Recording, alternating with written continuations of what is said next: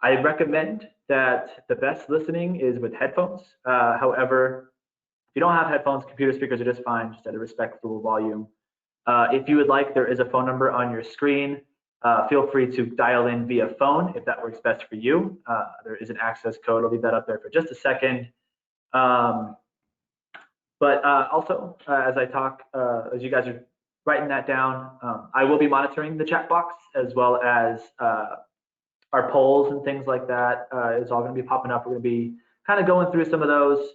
That's here in just a minute. Hope everyone got that. I'm going to go ahead and move forward because we do have a lot to cover today. Let's see. Maybe. There it goes. All right, perfect. Quick introductions. My name is Chris. I'm an AmeriCorps Vista as well as the Sustainability Training Coordinator here at the Arizona Food Bank Network. Your keynote speaker who has started this webinar is Terri Shoemaker. She is our Vice President in Development and Marketing here at the Arizona Food Bank Network. So it's kind of keeping it internal today, but a lot of good information. Terri is very smart and knows what she's talking about when it comes to fundraising. Some quick agenda items, just really want to go over really quick. We are going to kind of chat about some quick updates for Arizona Food Bank Network. Then we're going to dive into the Fundraising 101, and then at the end, there's going to be some room for Q&A. However, if you have urgent questions, like I said, I'm monitoring the chat box. Feel free to send those in. We'll pause, take those questions, and then anything that's kind of general, we'll do towards the end. All right. So some quick updates from us. Do want to mention that the Arizona Food Bank Network will be having their own website coming up. We're going to have one coming up here soon. You're going to see some communications about that in the coming weeks for when our launch date is and when that's up and running. I do want to mention and read out loud just something that I have written out for some COVID. I do want to take a moment to acknowledge the current situation we're all living in. COVID-19 has altered all of our lives as well as the lives of many of the vulnerable clients that we serve. I want to recognize all those who have or are currently battling the virus. Whether that is you or someone you know, we hope that you or they have a speedy recovery and end up back in the arms and safety of your loved ones. Just want to make sure that everyone's staying safe out there and recovering quickly.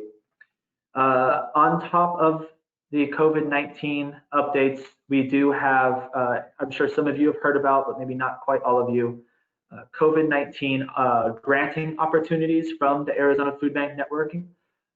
We typically don't do granting opportunities. This is kind of new to us, but thanks to our gracious donors, we are able to get you funds so that way you can stay open and operating during these tough times and serving the vulnerable and food insecure in Arizona. So, and there's going to be some more information at the end.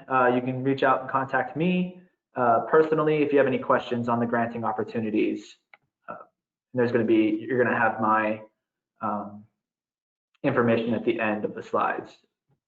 First, we're going to check with the chat boxes before we do the poll.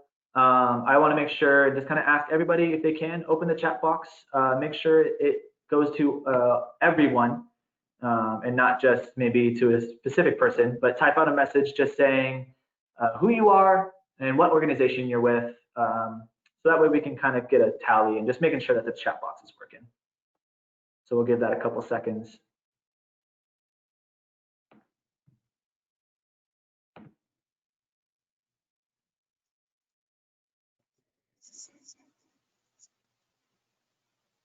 And the chat box is where you'll be putting your questions as the webinar goes along. So feel free, if a question comes up and you just want to make sure we get to it later, feel free to put the question there. And if we can't address it on the way, we'll try and save enough time at the end to go over those for you.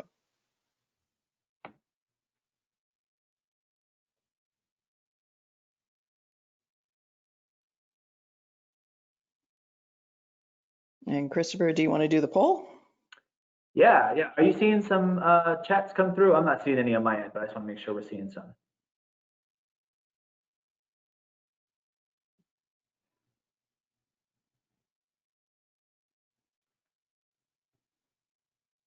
Ah, yes, it's coming through on a questions pane. Ah, okay. Someone send us hearts. Hello, Tori. Chatbacks, hello from Adrienne. We got you. We got you. So I will keep an eye on that, and we will Okay. ask questions answer questions as we can. Since I'm going to be talking, I'm not going to be able to be reading because I'm a terrible multitasker, but we'll try and definitely get to as many questions as we can. And also you'll have my email address as well as Christopher's at the end of the presentation to ask us any questions you would like, whether or not it's during the course of the webinar. So, and there's Jan. How you doing, Jan? Good to see you. James, Nicole, Terry, welcome everybody, welcome everybody.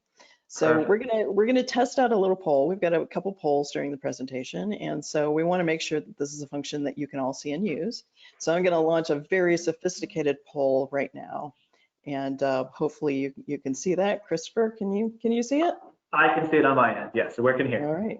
All right. So the poll is in progress, and I'm collecting responses. And so far, 100% of you have said you can see the poll, which it's amazing. I think that's all we can hope for, right? Is I never get 100%. So thank you very much for that. So our polls work, and that is a good thing because we'll have a couple of more fun polls than that as the presentation goes on. So, yes. So get ready and tuned in for that. So perfect. Well, then if everything's working fine, then yeah, I'm going to hand it over to you, Terri. We'll get you going and talking about the fun in fundraising. Oh yeah, that's a good one, isn't it? My other favorite saying for fundraising is you have to ASK to GET, and those are things I hate, so I'm not going to say it again.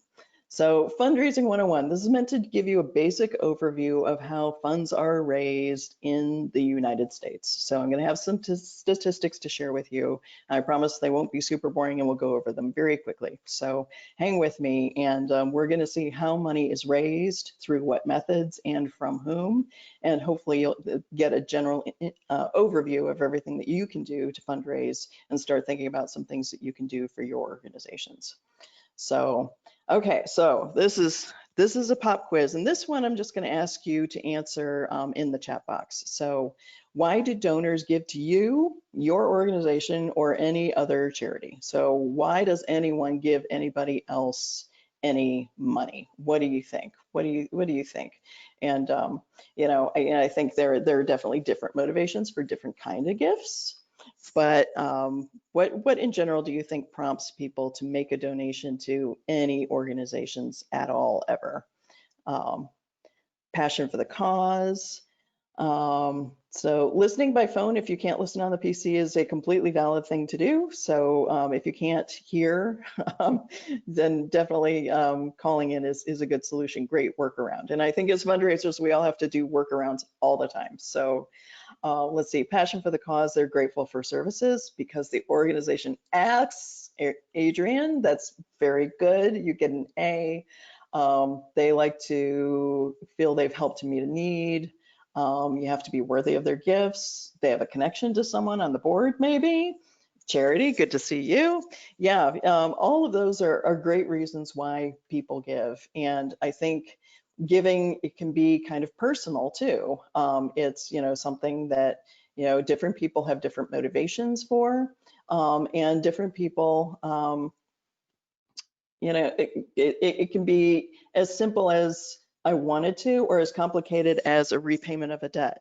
Like I went to the food bank and got a lot of help, and now I'm in a position to help other people, and so I'm going to do that. So it can be very simple, it can be very sophisticated, but it can also be for something like tax or financial benefits as well. But mostly it's this solicitation from staff members or volunteers. So asking is super important, and I'll have more information about that in just a second too. So I think one thing that we need to do when we talk about why people give is think about, and again, I'm sorry, I hope you've had some caffeine this afternoon. We're going to talk a little bit about neuroscience and how that plays into giving decisions that people make. So how our brains are wired really informs how we give, what we choose to donate to, and why we choose to donate when we choose to donate. So taking a look at this for just a couple minutes, I think is really helpful at getting at some of those motivations. So all of this ties together. So our brains, they are wired to be really self-centered. So everything's about me. I don't care about you as much as I care about me. When we're having a conversation, I'm just waiting for you to pause so I can say something. Is that you? It might be you. It might, yeah, sometimes we all do that, right? Just because my life is about me. Nobody else's life is about me. So that's one thing. We're really sensitive to contrast. So when we see differences, think before and after kind of stuff. Think person who needs help versus person who got help. Those kind of contrasts are important to our brains. Now, when I give the live version of this presentation, it's a lot more satisfying because I bring a bag of Hershey's Kisses. So COVID-19 has once again disrupted my ability to give people chocolate directly, and I apologize for that. But as you can tell, so a picture of a Hershey's Kiss is a lot less satisfying than having one in your hand that you know can go into your mouth. So our brains are tangible. We like things that we can see, touch, feel, smell. And we start this phrase, once upon a time, leads to, after a lot of trials and tribulation, happily ever after. And if you don't know what's in that question mark, that can be really unsatisfying as a human being, because we like to know what was the rest of the story, what happened next, what happened after that. And that's why we're particularly bad with things like cliffhangers. And that's why people who make TV shows and who write serials know that we're going to tune in the next week to see what happened, because we like to know how things turned out. We're really responsive to visual stimuli. So that's why pictures are important in fundraising, because you've got, things like this that, awe and wonder to, aw, a kitty and a puppy dog all together. And seeing visual stimulus really helps our brains get our minds around a certain problem, project, condition to address, thing to do. We're also really emotional creatures. I don't know about you, but I've been super emotional since COVID-19. And I think a lot of people are experiencing a lot of things that maybe they haven't before or they haven't in a while.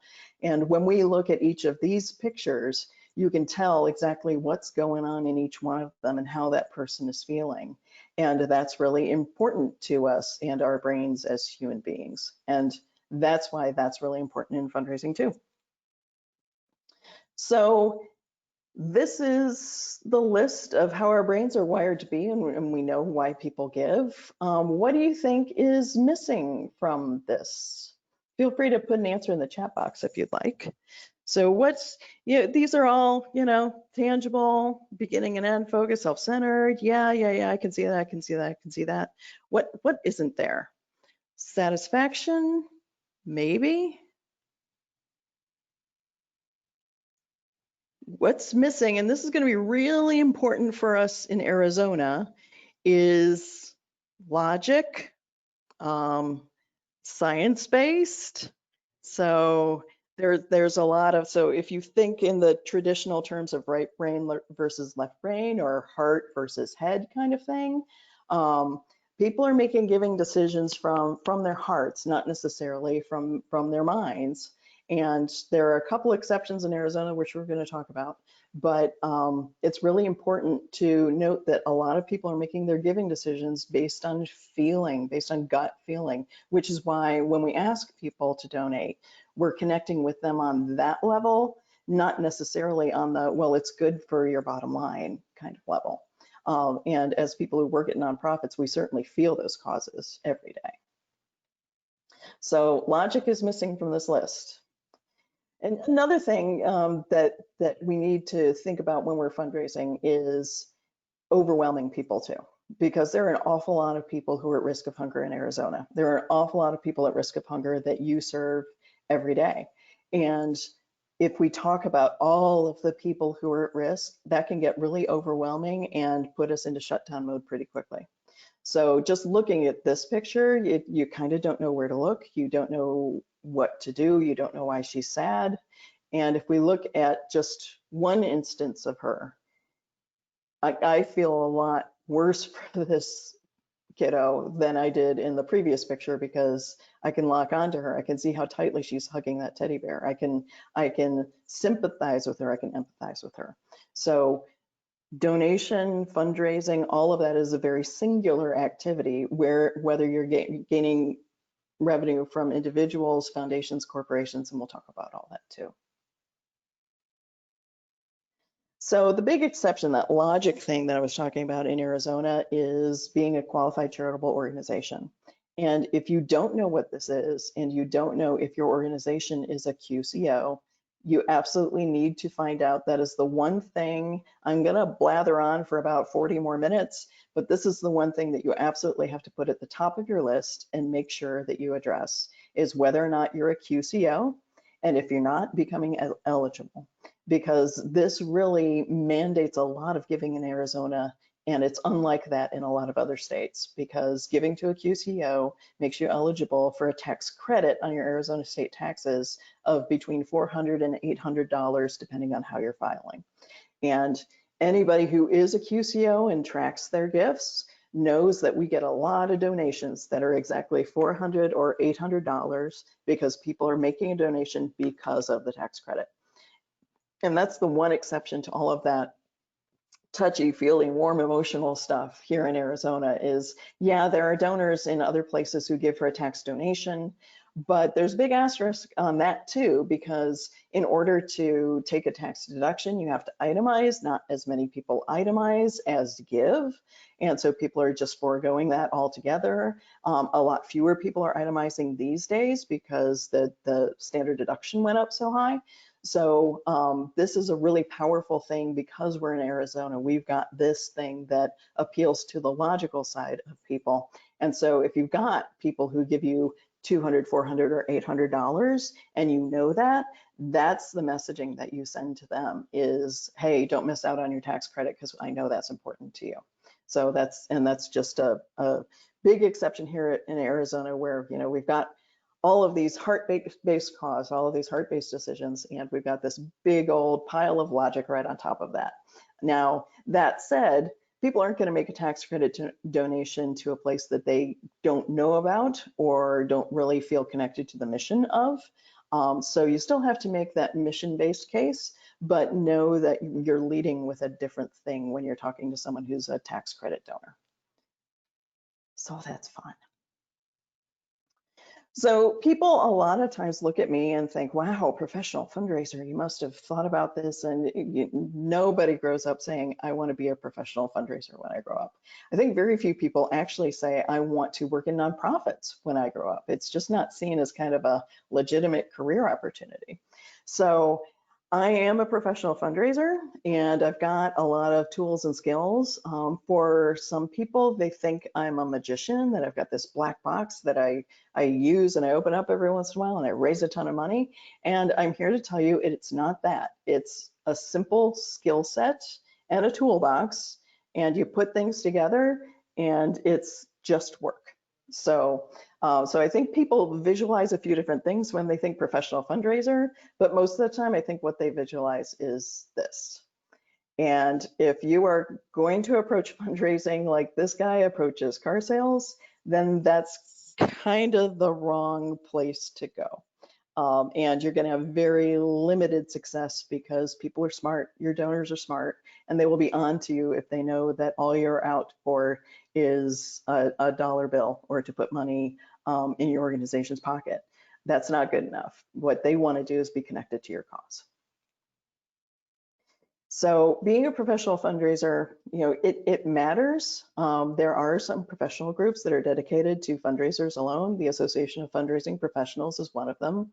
They put out some guidelines and standards and ethical considerations for fundraisers that all organizations should really review and adopt. things like, if I raise $1 million, I'm not going to get a percentage of that gift. I get what I get paid, and that's that. It doesn't matter if I raise $100 million or $1, I get paid the same amount of money. And that's really a good thing for fundraisers, because you can do absolutely everything right in the fundraising world and things will fail. And what we need to do is to be motivated by the cause and motivated by helping people change the world, not motivated by our salaries. Although I'm not going to say that's not important, because I am overhead. So we read so much about what's your overhead percentage and how much is administrative or fundraising. And nonprofits can't raise money without someone to actually do the work, because like I said before, it's just a bunch of work, different skills, a little toolbox, and that's what fundraising is. So I think demystifying fundraising is a good place to start for people too. So a lot of people are surprised when I talk about Fundraising 101, and I've got a slide about data management. And I have to tell you that this is super, super important, because if you don't know who your donors are, you don't know who might donate to you tomorrow. And so if you're not using donor management software, you really need to think about whether or not you should be using donor management software. It's not always expensive. It's not always hard to use. There are some that are better than others, but putting basic information into a database that's built to handle that information is always better than managing donor information on spreadsheets or in an Access database that someone made for you a few years ago but hasn't really been maintained. And believe me, I've seen all of this. So if you're not managing data, if you're not tracking who is giving to you when, then you need to start, and you need to start right away, because this is the one thing that, if you haven't been doing it, can transform your giving. And if you've got your information in a database already and you find that database really hard to use, you should probably change, because the more you use the information that's in that database, the better your fundraising program is going to be. It's important for everything from who I should ask for a gift next, like those tax credit donors. If they gave in the past tax year but haven't given in this tax year, guess what? It's time to send them a note and say, you don't want to miss out on your tax credit. But it's also important for accountability purposes too. So people will ask you what that fundraising overhead ratio is. It's information for your IRS Form 990 or 990EZ, and evaluation organizations are looking at all that information as well. So super important to get your data managed and managed well in a way that is easy for you to use. And if you need help with that, again, email me. I'm super passionate about donor databases. I know, I am a geek and I am owning it. All right, so we're gonna do another quiz. This is information that is based on a survey called Giving USA, and Giving USA updates this information every year. But I will say that the numbers do not tend to fluctuate all that much from year to year. So this is a pop quiz for you, and I'm going to launch that quiz right now. Who gives the most out of this group? So tell me, is it corporations, foundations, individuals, or individuals through bequests? So bequests bequests and individuals. This particular study breaks them out as two different things, but of course, bequests come from individuals. So that's just a little distinction. So I tend to combine those numbers, and we'll see what those numbers are. So about half of you have said it comes from individuals, 32% are saying bequests, and let's see, 11%, 10% are foundations, and 5% are saying corporations. So I am here to tell you that you are a very good group of attendees, because individuals give 69% of all giving in the US every year. And when you combine bequests, which is another 10% into that total, you can see the lion's share of donations come from individuals over time every year. And this again, it doesn't tend to fluctuate all that much. It's pretty standard and usually tied as a percentage of gross domestic product. So it'll be interesting to see the Giving USA study for next year to see how those percentages have shifted or if they have. But year over year over year, these numbers tend to look just about the same. And here's a different way to look at it in a chart from Giving USA itself. And this is available on their website, although you have to do a download to get this particular view of it. But you can see giving by individuals, we're talking billions of dollars, hundreds of billions of dollars is given in the US every year. And this is why this slide in particular is important because it weights what we should do, right? So if 80% of all revenue comes from individuals, where do you think you should spend your time? And that's the key to fundraising, is choosing how to spend your time, because I know not many of you have fundraising staff. I know many of you fundraise yourself or are responsible for it. And this will show you how to best spend your time so that you can maximize your return on investment. So we'll start with individual giving. And here are a few different ways people give when they're considering making giving decisions. So you've got everything from direct mail through social media, stock gifts, text to give, web donations, and this one we didn't actually make into a quiz, but it just because I think there's a stunning revelation here that people, when you're talking about individuals donating to charities, still in 2020, the biggest way that people give is through direct mail. And that's not to say that other things don't happen and that's where you should spend your time specifically or exclusively. Direct mail is super important, but it will do things like driving gifts through the web. It will do things like boost the number of stock gifts you get or the number of matching gifts you get. It'll boost the amount of people who know about you and donate at their workplace. So direct mail is just a super important method for people to raise gifts at charities, even today, even in 2020. And believe me, in 1997, when internet giving first started becoming a thing, we were all saying, oh, direct mail is going to be dead. In 5 years, direct mail will be gone. And here it is much later, and 23 years later, and I'm still doing direct mailings and direct mail appeals because it is so impactful. And there are a couple of reasons why, but I think the biggest one is this. This is the biggest reason why direct mail is still a thing. And it's because over time, we all started getting a lot more electronic communication. And if you think about it, when was the last time you got personalized anything in your actual physical mailbox? It's been a while. And we're all overwhelmed with how many emails that we have. I actually started corresponding with my nieces and nephews and writing letters to them. And it's formed a really special relationship with them because nobody else sends them mail.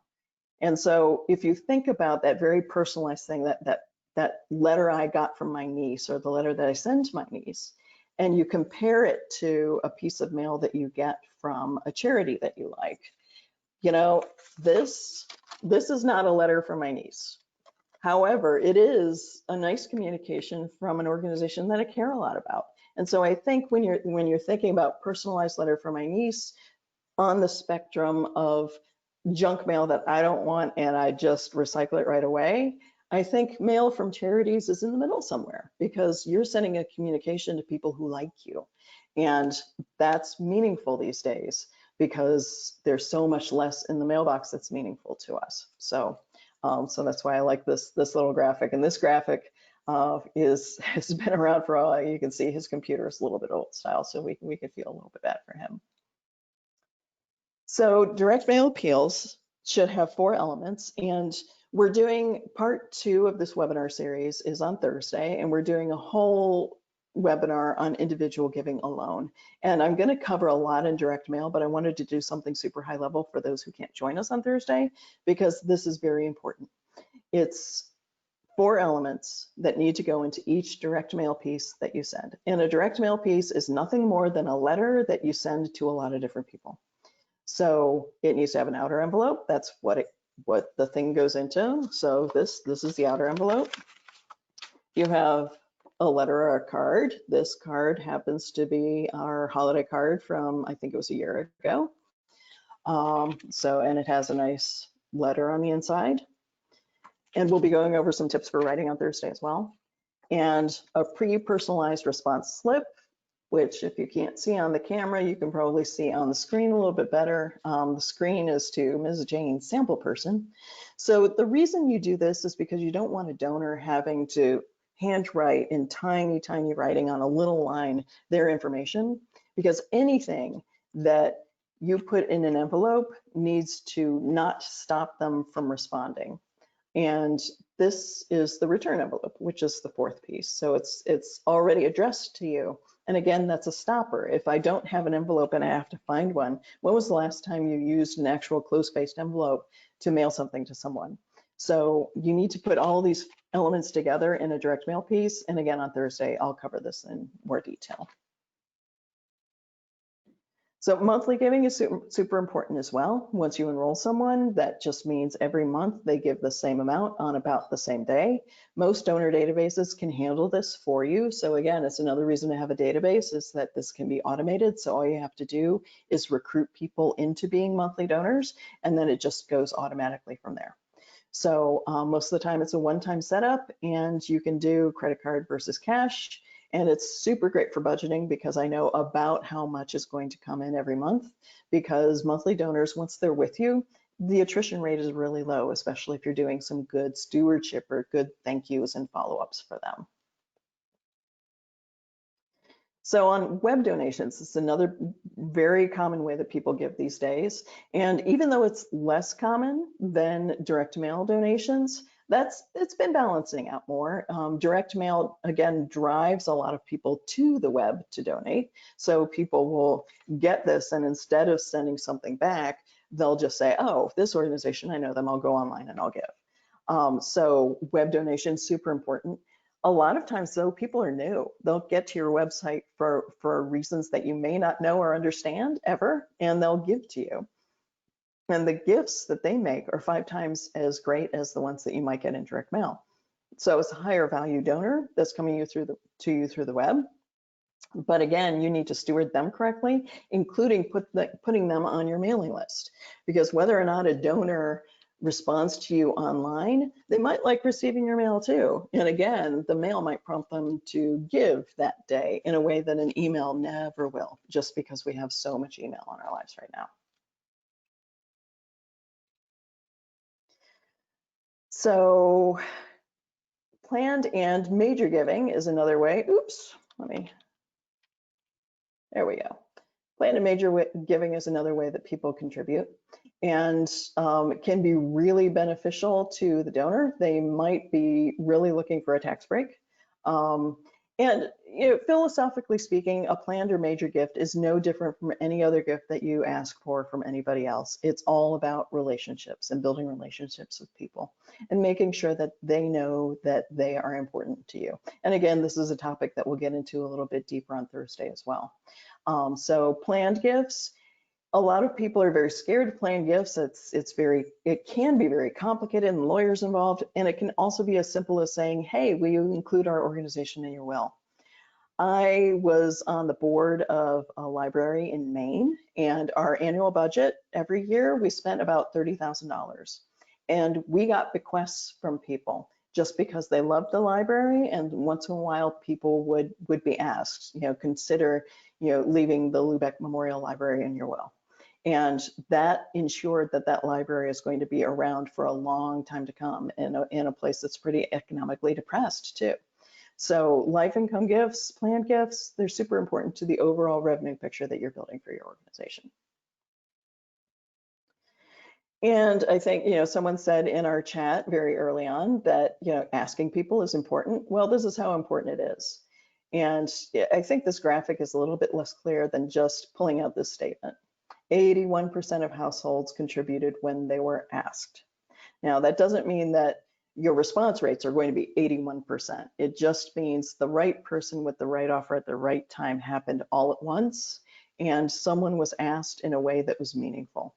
So this survey was done a long time ago, but I think I like to keep it in here just because it highlights that we can't be afraid to position our organization as in need of money. We can't be afraid to say, we're worthy of your contributions and we need your contributions because there are so many people who are at risk of hunger. Won't you please help?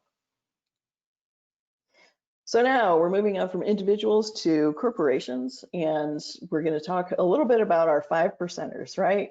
So if you dedicate 80% of your time to individuals, you're going to dedicate 5% of your time to corporations if you want to go by the exact ratio. Now, corporate gifts can be really great, or they can be very self-serving depending on who the corporation is. And they will give outright cash gifts. They'll donate in kind, so goods or services. Marketing co-ventures, you've seen these. It's, oh, for every 6-pack of Coca-Cola you buy, we'll give 10 cents to a charity. And that kind of arrangement can be very good for the charity, although those arrangements, they're usually contractual, and you have to be careful that as much benefit is coming to the charity as is going to PR, because there are a lot of companies out there who are pretty famous for setting up a really great charitable component and then spending 5 times as much money promoting that charitable component. So how charitable really is that? They're great when they work for you though. And if it's money that you'd be otherwise turning down, take the money, take the money. Company foundations. So recently, our organization has received gifts from both United Healthcare and United Health Group Foundation. And while those two entities are very similar, they're connected to the same organization. So United Healthcare and United Health Group Foundation, United Healthcare, that's the corporation that gave us a direct contribution from their corporate contributions line. And United Health Group Foundation, that's where United Healthcare puts money that they want to dedicate to a charitable cause, and then they figure out who they want to give it to through a foundation process. So one is executed mostly through grants, and the other one can be contractual, or it can be an application as well. It just varies on the corporation. So this can translate from corporate to businesses to, you know, the local place down the street that helps you out with you know, everything from donations of grocery bags to cardboard boxes. It's, you know, it can, don't think necessarily in terms of strictly corporate. This can apply to businesses too. And the one thing about businesses is that they're usually looking for some PR value to tie to sales. So when you're thinking about a corporation and you're building that relationship, a corporate relationship needs to be approached with the thought that they need something from this relationship and I've got to make it worth their while. How can I do that? And you have assets in your organization that they absolutely want. So don't be afraid to talk to them very realistically about what can we put your name on? How can we make sure that people know about this gift? Should we do a press release? That kind of thing is very common in corporate giving. So my best example of corporate giving is Newman's Own. So if you've ever tried a Newman's Own product, from salad dressings to pasta sauces to pizzas, you know they're pretty tasty, but they give 100% of their proceeds after taxes away through a foundation.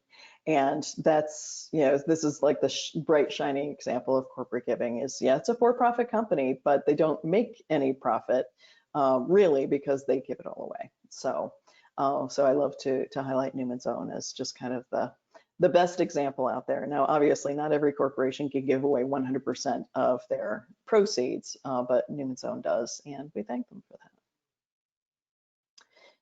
So on to foundations. So 17% of all revenue to nonprofits year over year comes from foundations, and you can see that's a slight increase year over year. So in 2018, it was 2.5% lower.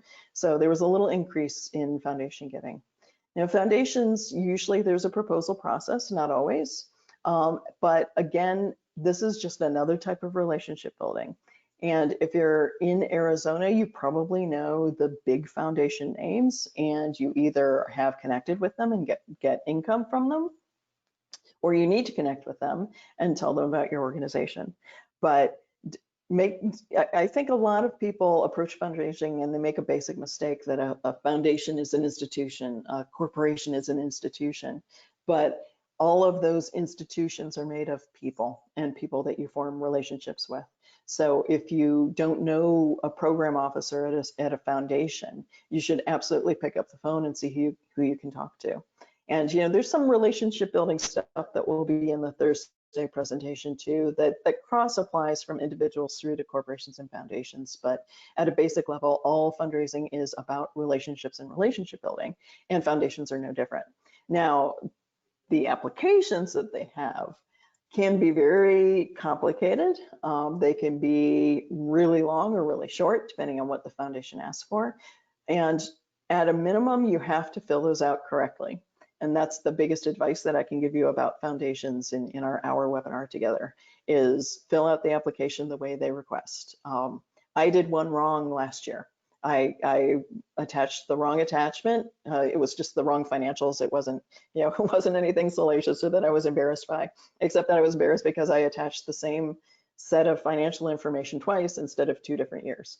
And so I had a conversation with the program officer, and she basically said, "I'm sorry, we can't fund you because we need 2 sets of financials and you didn't provide them." And while I was upset at that, at the same time, that's the rules of the road for foundations. You have to pay attention to their rules and regulations and absolutely adhere to them, and then hopefully inspire them through some relationship building as well. So, and the thing about foundations is I'll admit to having kind of a love-hate relationship, because there's so much wealth sitting in foundations. And I look at that wealth and wonder what good it could do if more of that wealth were out in the world. So foundations have what's called a minimum payout requirement. So every year they have to spend a certain percentage of their investments on their charitable cause. So things that qualify for this are the grants that they make, but then what they pay their program staff counts, what they pay for rent if they rent office space, or for the building if they have a building. So all of those costs go into the requirement for payout. And so this is going to take us to our next poll. So our pop quiz is, can you guess what percentage of their assets foundations are required to distribute each year? So what percentage do foundations have to spend, mandated by law? And the poll is open.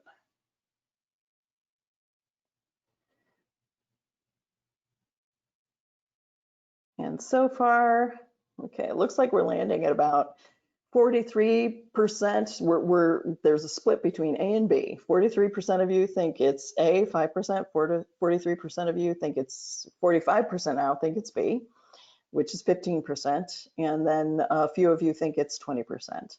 And I'm going to tell you that the number is 5% of their assets they have to spend every year. And I think that's pretty sad. And there have been moves made at different points in time in the past to get that number from 5 to 6, and the political will for that to happen is not there. I was actually thinking that this year would be a great year to do that, because so many nonprofits are suffering so much because of COVID-19. But nothing has happened with this. Foundations are only mandated to spend 5% of their corpus or their investments on their on all of those different costs, including grants. So you can imagine what percentage of this is actually charitable giving. And that calculation is not known because foundations will not release that information. So I like to dream of a world where foundations give 10 or 20% every year. And if they end up not existing because of that, maybe that's okay, because they've made a commitment to their charitable cause. And sadly, that percentage remains at 5%, mostly because foundations want to operate in perpetuity, and this percentage kind of guarantees that if they want to, they can. They do not have to adhere to 5%. They can spend as much as they would like, as long as it goes to their charitable cause. But sadly, the mandate, the law is still 5%, and that is what it is. So know that, and that's why I think foundation giving is restricted to that 17%. It's not, and it doesn't tend to move too much in that Giving USA chart. So foundation giving, absolutely important for a lot of things. And I'm going to show you a couple examples of things that I like to talk about when I think about foundation giving to make me feel better about that 5% number. Sesame Street started because of a grant. And I don't know about you, but Sesame Street really impacted me in my life. And it was very important to me growing up. So I love that that was made possible originally by a grant. And this next example I think is really interesting because it's something we don't think about very much. White lines on highways. So you're driving down the road and everybody's paying attention to the yellow line, and you don't really think about the white line being there. Well, those didn't used to be there, and there were a lot of head-on collisions because people were hugging the center line. And a guy got a grant to do a test and say, hey, if we put white lines on the side of the highways, maybe that'll stop as many accidents from happening. And sure enough, it did. And now they're everywhere. They're on all roadways everywhere. So things that grants make possible are things that might not have been possible otherwise.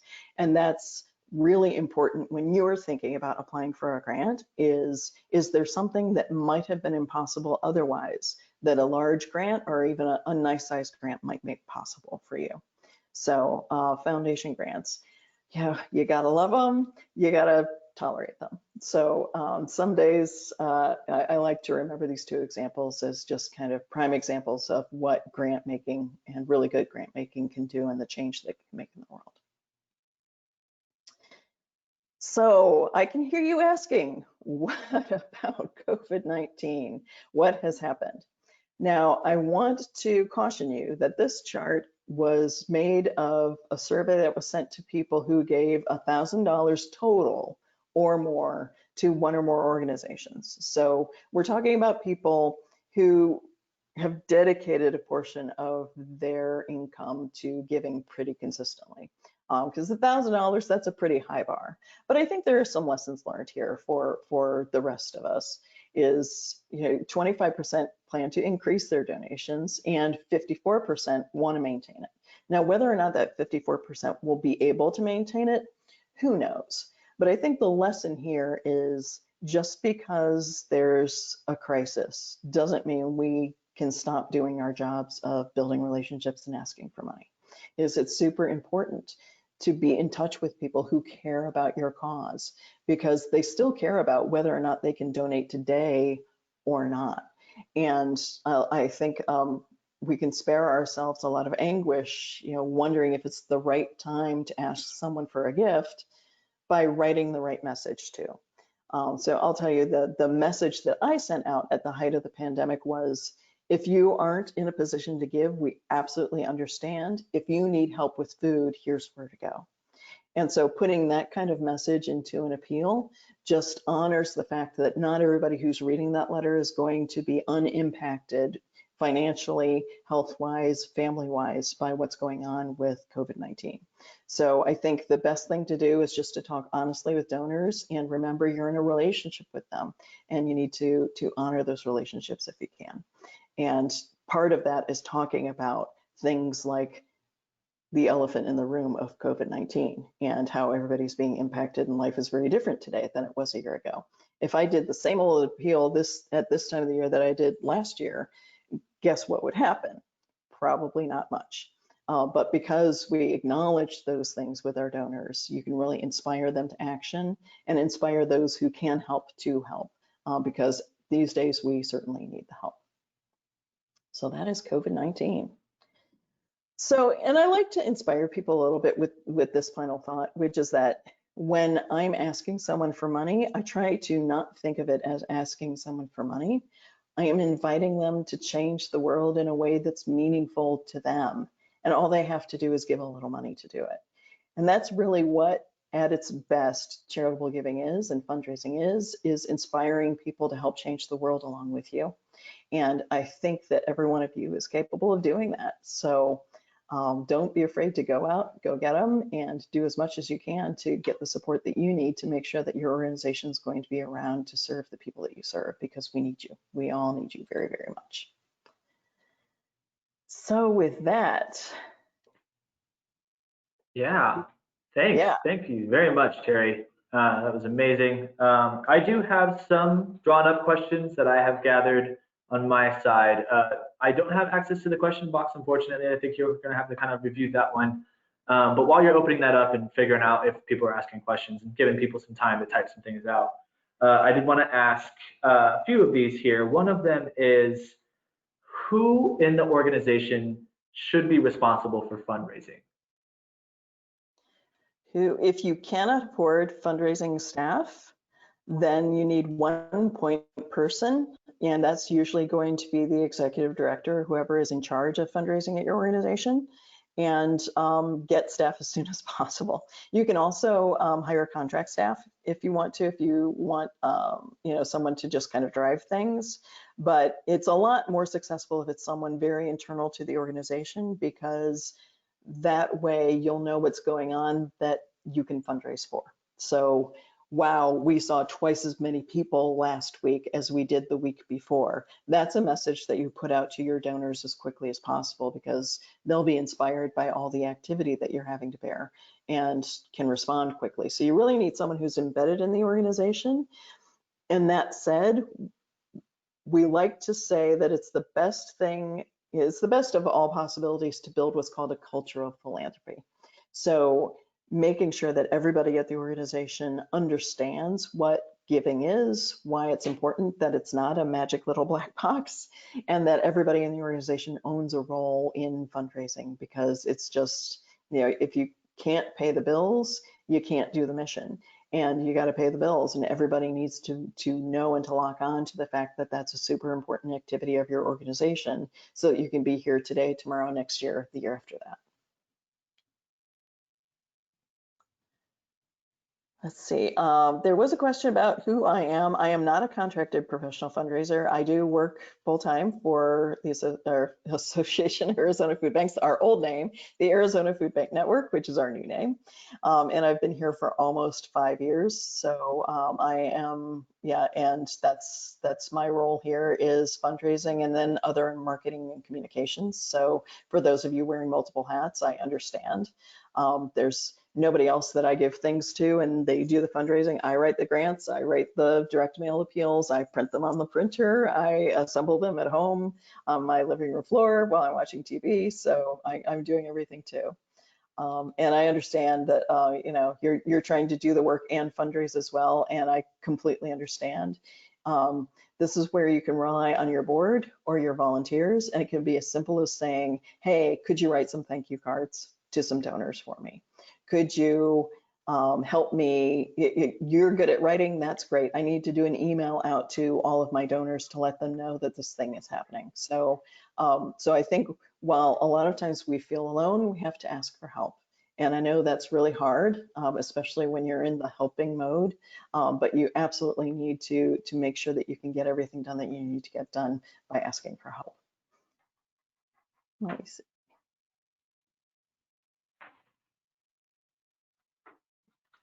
Someone had a question about monthly gifts. So I think this is about monthly gifts, maybe perpetually. Nicole, if you want to clarify your question for me.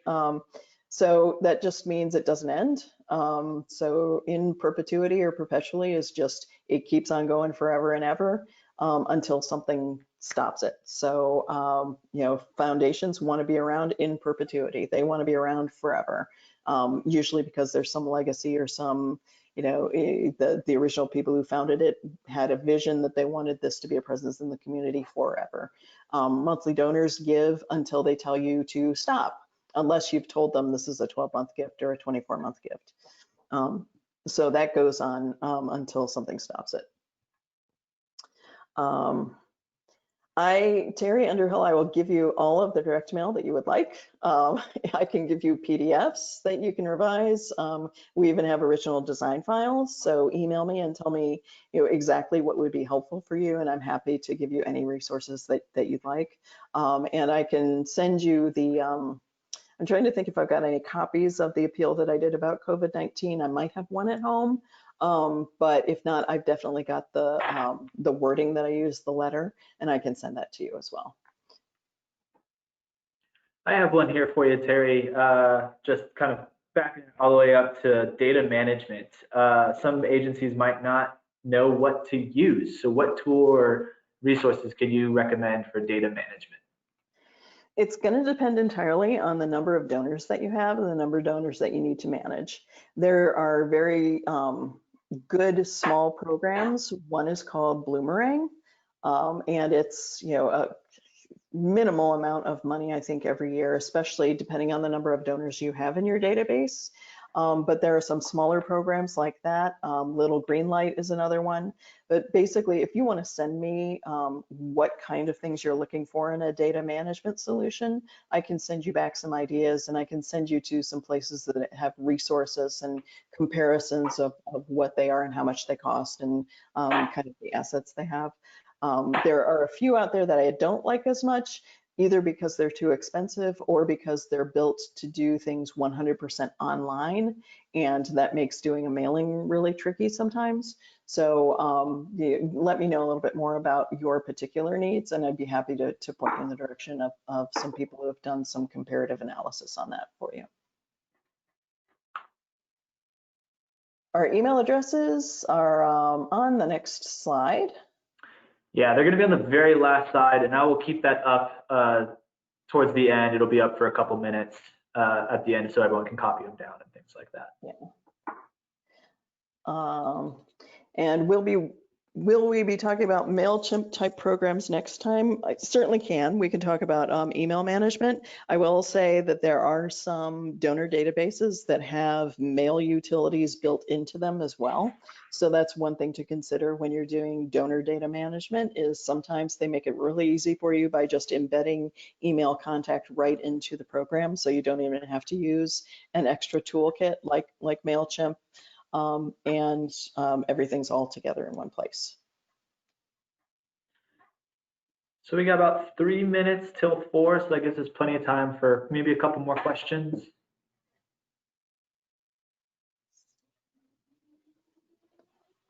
Any assets that you want, I'm happy to provide. I have a few different samples of fundraising plans that are super simple to get started with, and I've got all of these available electronically. If you'd like to see what a fundraising plan looks like, I'm happy to send you a sample so you can take a look, but it can be as simple as this, which is just kind of a grid in a Word document saying what you're going to do and when you're going to do it. Something as little as this one sheet of paper can really hold you accountable to a fundraising plan, which is just deciding what to do to what audience and when. And that'll include email, direct mail, social media, phone calls, letters, personal contacts, all kinds of good stuff, grant proposals, any corporate promotions that you want to do, promotions with businesses, all kinds of good stuff. So we've got plenty of tools to share. If you would like them. And again, our emails will be up here in just a second. Definitely. Do you maybe want to do one more? Are there any more coming through? We've got, I'll absolutely send a copy of the fundraising plan. Direct mail is very successful. The appeal that I said I sent to the about COVID-19 to our donors raised more money than any mailing that I'd done in years, and produced a response rate like I'd never seen before. I think 20% of people who got that appeal responded, which is massive. The usual is around 5%.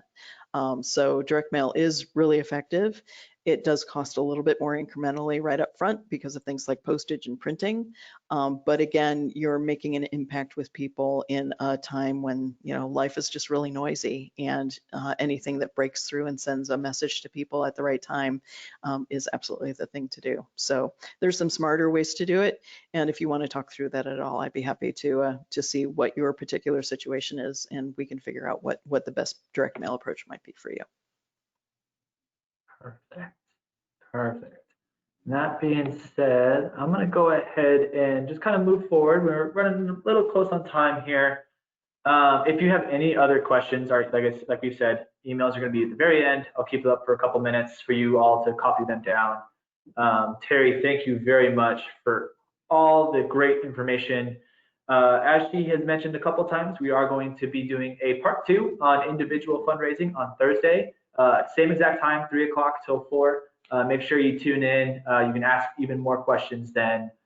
related to direct mail, major gifts, planned giving, things like that. I do want to mention some resources that we got here. Feel free to explore these. These slides are going to be up after the webinar today, as well as the tools that we've all discussed so far. The Arizona Food Bank Network has a toolkit coming up very soon, hopefully within the next year or so. We're still kind of getting that kind of piloted out and put together. Got some links here that we've kind of discussed a little bit, and we're going to add some more as before we put these up for you all to take a look at. And that is it. I want to thank everyone for joining in. Appreciate it. We will see you Thursday. Terri, any closing remarks? You can do this. I know you can. You know you can. So if you need any tools or anything that you think will really unlock your ability to fundraise, please don't hesitate to ask. There are emails. Mine is just terri@azfoodbanks.org and Christopher is christopher@azfoodbanks.org. So thanks for coming. Thanks for taking the time. I know time is something none of us have these days. So, and I hope to see you Thursday. And if not, I'll just register anyway because the slides and the recording will be available. Thank you, everybody.